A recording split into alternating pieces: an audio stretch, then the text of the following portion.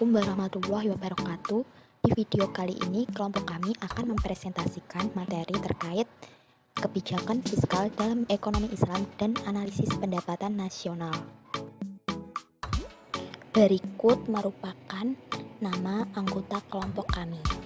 Kebijakan fiskal dalam ekonomi Islam. Dan konsep kebijakan fiskal. Kebijakan fiskal diartikan sebagai langkah-langkah pemerintah untuk membuat perubahan-perubahan dalam sistem pajak atau dalam perbelanjaannya yang bertujuan mengatasi masalah ekonomi yang sedang dihadapi. Kebijakan fiskal bertujuan untuk mencapai kesejahteraan, untuk menentukan arah, tujuan, sasaran, dan prioritas pembangunan nasional serta pertumbuhan perekonomian bangsa. Campur tangan pemerintah dalam perekonomian akan menimbulkan 3 jenis aliran pendapatan dan pengeluaran. B. Bentuk kebijakan fiskal. 1.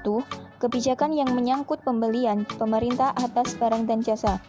Pembelian atas barang dan jasa pemerintah ini mencakup pemerintah daerah dan pusat. Belanja pemerintah ini meliputi pembangunan untuk jalan raya, jalan tol, bangunan sekolah, gedung pemerintahan, peralatan kemiliteran, dan gaji guru sekolah. 2. Kebijakan yang menyangkut perpajakan. Baik perusahaan maupun rumah tangga mempunyai kewajiban melakukan pembayaran pajak atas beberapa, bahkan seluruh kegiatan yang dilakukan. Pajak yang dibayarkan digunakan semata-mata untuk pembangunan negara.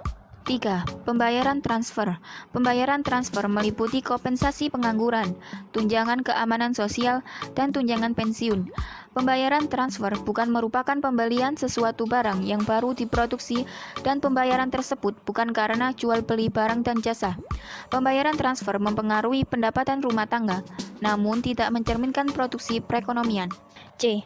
Kebijakan fiskal masa Rasulullah. Sumber-sumber penerimaan negara sebagaimana meliputi 1. Ghanimah, harta rampasan perang. 2. Zakat fitrah dan zakat mal. 3. Kharaj, pajak yang dipungut dari non-muslim ketika Khaybar dikuasai. 4. Jizyah, pajak yang dipungut dari non-muslim khususnya ahli kitab. 5. Penerimaan lain, kafarot, harta orang yang meninggal yang tidak punya ahli waris dan lain-lain. Sumber-sumber pengeluaran meliputi 1. Biaya pertahanan seperti persenjataan, unta, dan persediaan. 2. Pengeluaran zakat dan ush kepada yang berhak menerimanya menurut ketentuan Al-Quran termasuk para pemungut zakat. 3. Pembayaran gaji untuk wali, qadhi, guru, imam, muadzin, dan pejabat negara lainnya. 4. Pembayaran upah para sukarelawan. 5. Pembayaran utang negara. Kebijakan fiskal masa Khulafaur Rasyidin. Pertama, Abu Bakar As-Siddiq. Abu Bakar sangat memperhatikan keakuratan perhitungan zakat, hasil pengumpulan zakat sebagai pendapatan negara dan disimpan dalam Baitul Mal, kemudian langsung didistribusikan dengan prinsip kesamarataan kepada kaum muslimin dengan jumlah yang sama. Seluruh kaum muslimin mendapat manfaat yang sama dan tidak dibiarkan dalam kemiskinan. Kebijakan tersebut dapat meningkatkan aggregate demand dan aggregate supply yang dapat menaikkan pendapatan nasional. Kedua, Umar bin Khattab. Pendirian lembaga Baitul Mal. Pada saat Umar menjabat, pendapatan negara meningkat tajam dan Baitul Mal didirikan secara permanen. Klasifikasi dan alokasi pendapatan negara.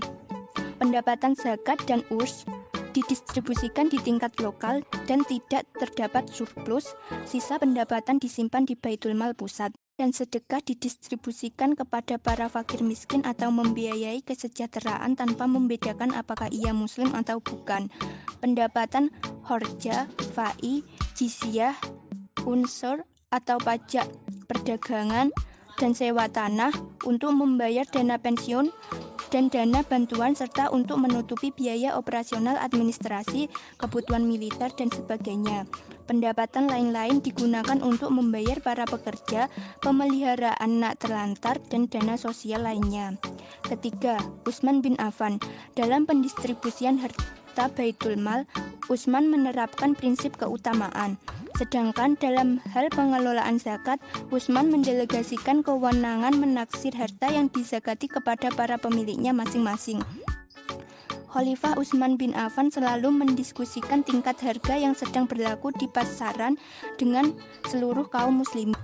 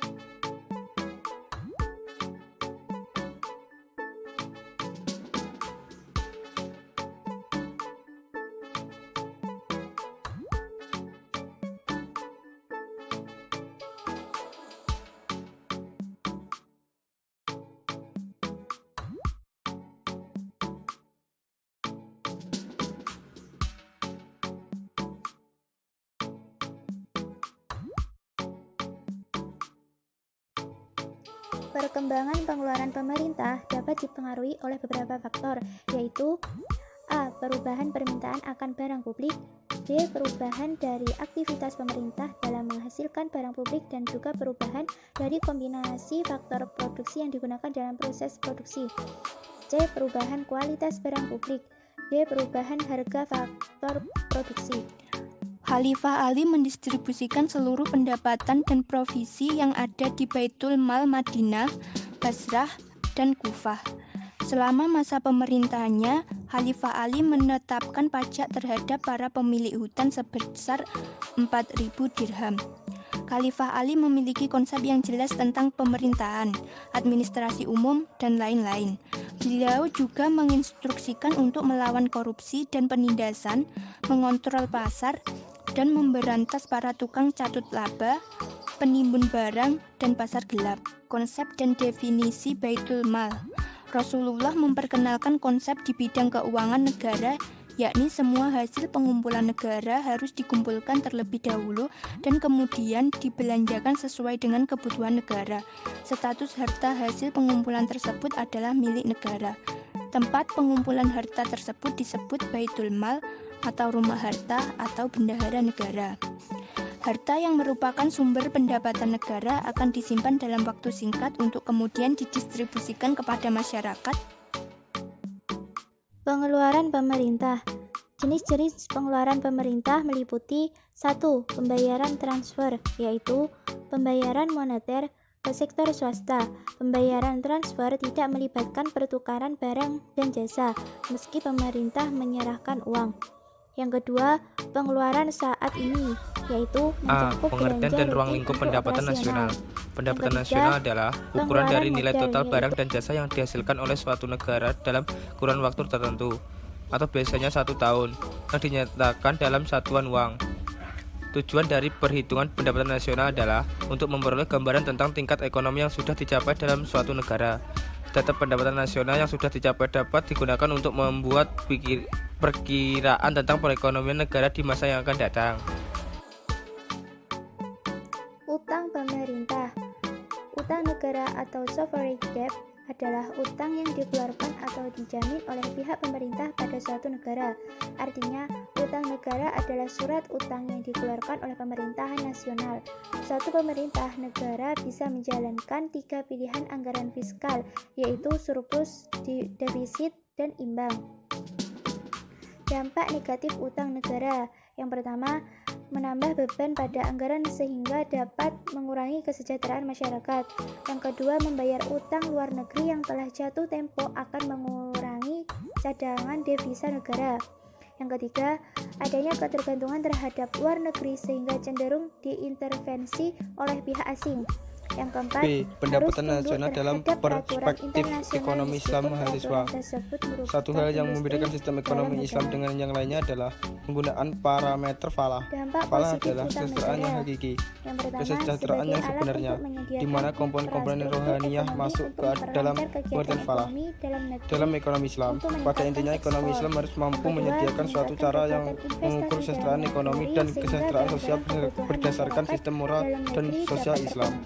Dan yang terakhir, untuk menutup defisit neraca pembayaran dengan cara menjual obligasi pemerintah di pasar luar negeri. Analisis pendapatan nasional.